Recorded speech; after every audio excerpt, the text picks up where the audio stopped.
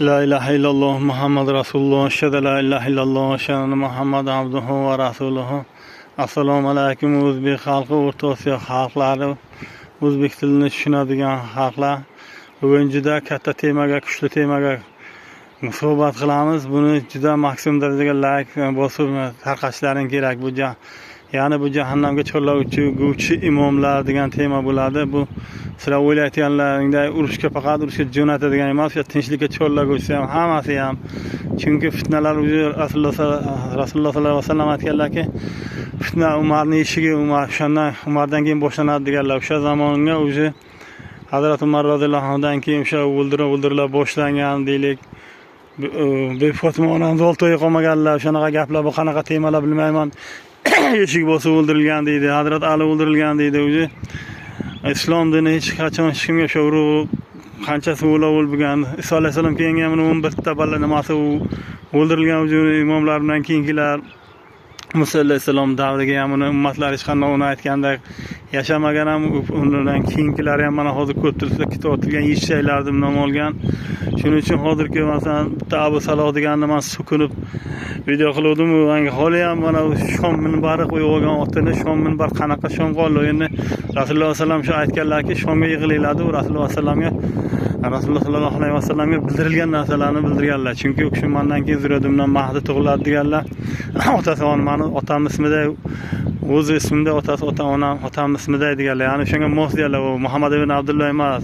Sanlardi mani degan shayxing kalla urganlaring ham hatto Muhammad ibn Abdulloh deb o'tiribdi. Molga o'xshab, Misrga o'xshab, ya'ni kimdan uni meni ham soxta mahdi chiqadi deganlar. Birinchi u chiqib o'tib ketdi. Yangi o'shani o'zi firqa bo'ltiribdi. Ahmadiylar sektasini hojatxonaga borib o'lganda, o'sha ham mos emas, baloy battada. Uniki ham mos, hammasi ham mos. Hozir ham keraksa mingini hammasini men ko'rib turman. Mingini ham, basharasi ham, qilig'i ham, gaplari ham mos keladi. Hattoki mana hozir sanlar so'kinib turib gapiradiganlarning o'shalarga like bosib o'tiribsanlar. Bittasi mana Temur deydi, eshitganim ham qo'ligan anaqa Misr narsalar og'ziga tushib, og'ziga kelgan sassiq narsalar so'kib hammang like bosib, hatto men musulmonlar kanalda ko'rib turman, o'shani qo'llab-quvvatlayapsanlar. Ko'rib tursanmi? Bittan yana bitta mahdi soxta degani mana uni aytdim. Komil insonning ham mahdini bitta soxtasi. Hammasi chiqolmagani ham, internetga chiqmagani ham, bundan keyin sanlar sarson qiladiganing ham, o'sha siyosatchilaring ham, sanlar shayxim deganing ham, o'sha o'lib ketganlaring ham, tirik qolganing ham, hammasi Abdulloh Dominglang ham, hammasi jahannamga chorlovchi imom bo'ladi. Bu dindan gapirdimi?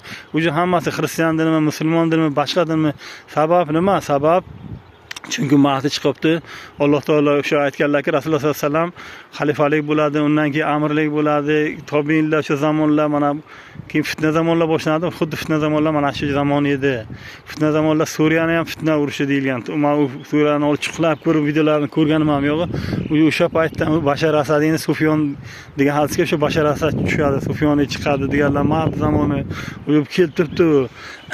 Masalan, o'ldirganni cho'qqa taylagan o'sha Shomin var video kanaliga qo'ygan ekan, qo'lini orqasiga bog'lab, balonlar alobga tashlagan, uni yo'q qilgan. Bu hozir o'ylaysanlar, tinchlikka chaqirgan imomlaring to'g'ri gapiryaptimi? Yo'q, Mahdi chiqdimi? Tamom, tinchlikdan gapirib o'tirma. Tinchlikmi, boshqami?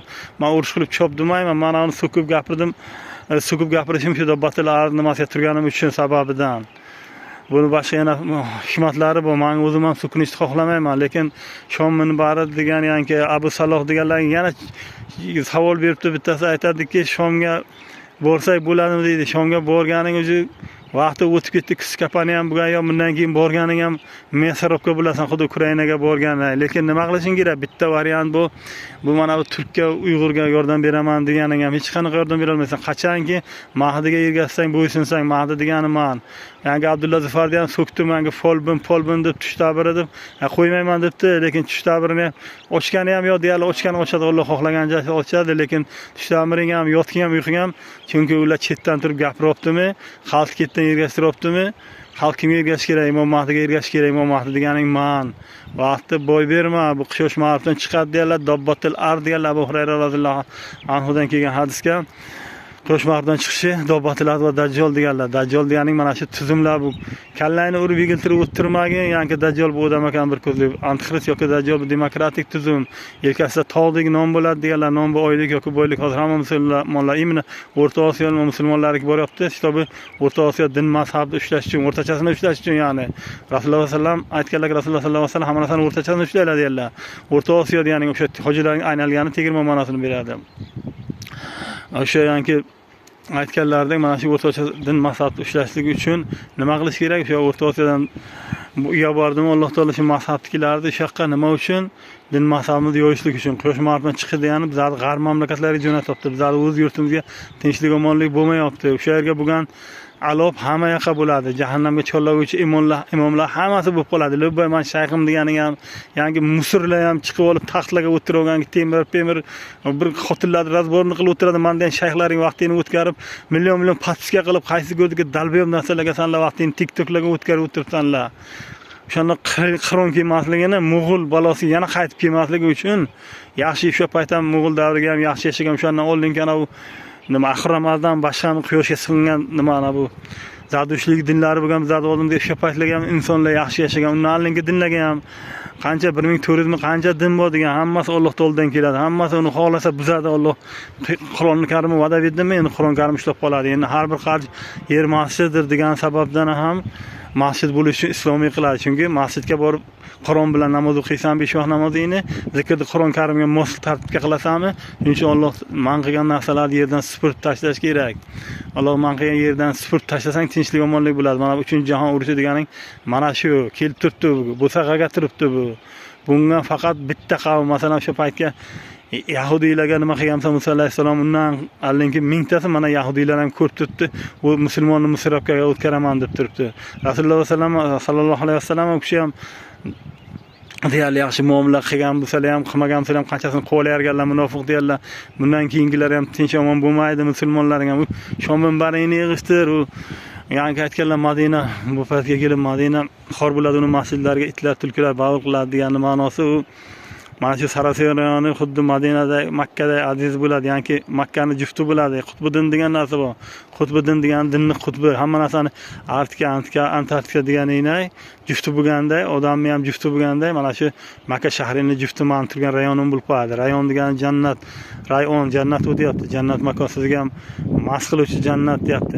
Mas qiluvchi jannat nima o'simlikni nomi Mak deganing. Düşüsti Mak kayfush Mak deganing mana shu makon. Rais jannatisi, rais degan jannatisi degani harom xarish yurmasin, parolmasin degan. Degani ya'ni hukm degani hok to'rpoqda hok so'rsin, kibrahomon qilmasin, bir xor bo'lgan kammal oldiga borganga yordam bersin degani. Rais so'ziga men raisga foyda bermaylar degan ma'noga Muhammad kimidan Qirg'izistonlik nimani tarjimasini o'qigan 90-yillarga chiqqanni. Kimida oti Aloddin Mansur rahmati. U tarjimasiga xatolik juda ko'p edi. Alloh o'zi xohlagan yo'ldan adashtirib tashlasa, luboy joyini adashasanlar. Luboy o'zing turgan joyingdan shunday adashib, luboy narsalarga sajda qilib ketaverasan. Shuning uchun shirk keltirmaslik uchun Allohning imomi keldimi? Allohning imomiga ergashasan, bo'ysunasan, birlashasan.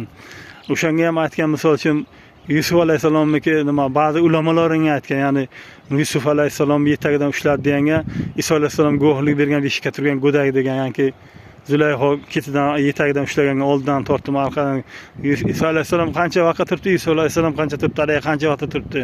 Ulamolaring mana shunaqa yangi dabbatlar chiqqan degan nimalarni jasosa Hud alayhisalomning davriniki gaplarni gapiryapti. Solih alayhisalomning tuyasini balasi chiqadi, jasosa deydi, g'orga turgan Alloh taolo mana shuni adashtirib qo'yadi. Hadislar bilan ham, oyatlar bilan ham adashtirib qo'yadiki, o'zini imomi chiqdimi, Imom Mahdi degani hidoyatlangan imom deyapti. Alloh taolo meni buzuq yo'l bilan boraman, boshqa yo'l bilan boramanmi?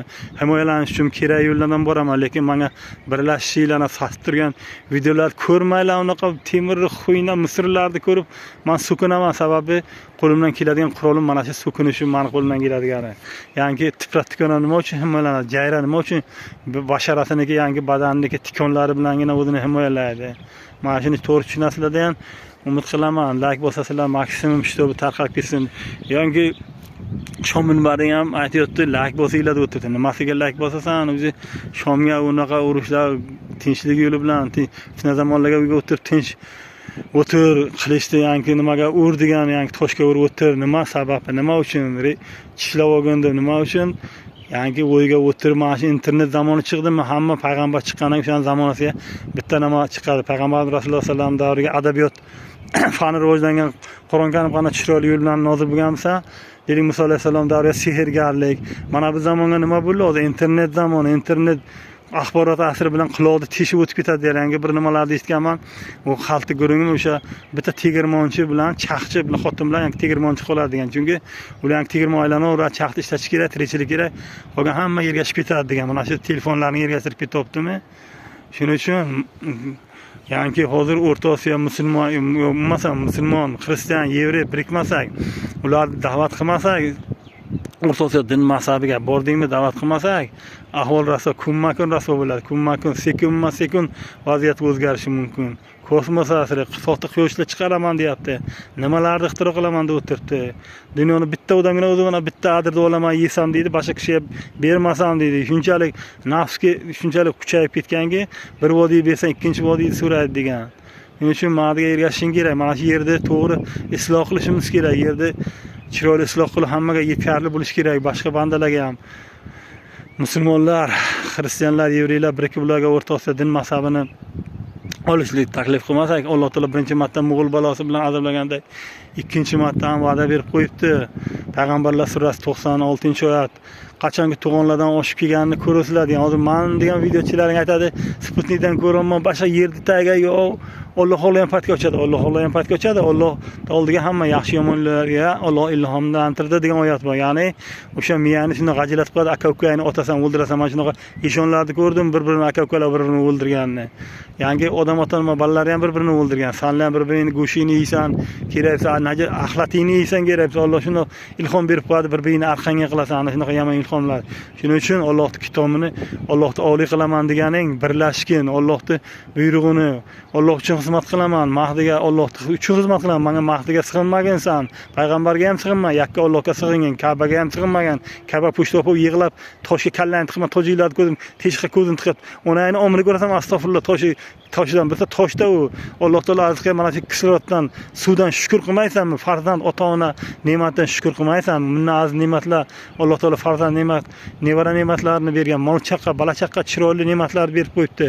Mana shu yerda isloh qilmaysam, qancha milliard dollarlaring qancha havoga uchib ketyapti mana urushlarga. Bundan keyingi xalqlar rizqi qiyilyapti. Qayergadir xor turibdi inson. Mana shuning uchun birlashishing kerak. Abdusallohxon yana ham o'ziga o'tib ketdi. O'zi tamom urush bilan bo'lmaydi. Uyga o'tirib tinch o'tirmaysan, yoki qilichlarni osib qo'yib zaytun daraxiga o'tirib o'sha 4 ta Istanbul fathi deganing ham o'sha, ya'ni o'sha Istanbulning Turkiya bo'lsa, o'shaning ham qaysi go'rlar o'ynayapti. Mana shu mazhab ko'pish kerak. Bekorga Alloh seni Turkiyaga qani kutini yuvib yurganing yo'q, qanchadan qancha million xotinlaring fohishalik qilib Dubaylarga yurgan yo'q. Mana shu mazhabni oldirish uchun yuribdi. Rizqing kelamansa, rizqingni Xudo rizqi yo'yib beradi. Mana shu o'ziga bitta mahdi zamoniga kelgandan keyin bitta qo'ydi o'zi qancha qavmga sut yetadi deganlar, qancha bir molni sigirni nimasi qanchaga yetadi deganlar, qancha bir anorni qancha kishi yeydi deganlar. Barakalar uchib ketyapti, anorlar chirib ketyapti, ko'rib turibsan. O'sha mevani sotib yeya olmayapmiz. Ichi to'la dori tiqib taylagan, hech kim tekshirmaydi uni. Bozordan bir narsa olib yeyishga qo'rqadi odam. Mana piyozlaring hamma narsa dori bilan bo'lyapti. Uzumlaring ham hech kim aytmaydi. Tarvuzlar ishda ortib, ishga ketkiradi. Hech kim aytmaydi. Bu tarvuzlarni esset paytda tekshiradi. Hozir bo'lsa ham inson vijdon degan narsa bor edi. Hozir hech narsa qolmadi. Niqobdan musulmonlik niqobi bilan hamma kun ko'rishni uyliga o'tib qoldi. Shuning uchun tarqatasanlar. Mana bu juda muhim video bu. Lubboy men degan shayxning sanlar tinchlikka olib o'tirganing ham, ana u Suriyaniki imoming ham, boshqa hozirgi imomlaring ham o'lgan tirilgan imomlaring ham kapek ham so'kinmasdan aytaman lekin. Assalomu alaykum va rahmatullohi va barakatuh. Birlashasan, Mahdiga va'da qilganmisan, Isoga va'da qilganmisan, qo'shin bo'lishni birladasan, so'kinmasimdan alin. Assalomu alaykum va rahmatullohi va barakatuh.